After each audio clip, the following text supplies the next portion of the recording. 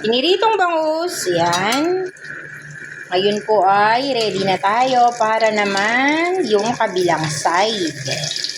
Nako, dahan-dahan. Baka po tayo ay matilansikan. Napakasakit. Matilansikan yan.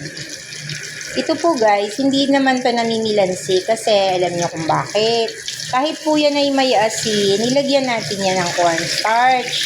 Pero kung yan po guys ay hindi natin nilagyan ng cornstarch or ng harina, naku mamimilansik po yan. Kasi diba yung asin, diba ano yun? Tubig. O ayan. Tingnan nyo oh. Hindi mahirap. Hindi siya mahirap ipirito. Ayan. Ito po ang gilit ng ating bangus. Diba? Yan po yung choice cut na sinasabi. Pag halimbawa, bibili kayo sa palengke, o diba? Meron namang ganon, puro gilit, gusto mo naman, puro ulo. Meron pong bumibili guys, puro ulo. Halimbawa, yung gagawin nilang sinigang, o yun.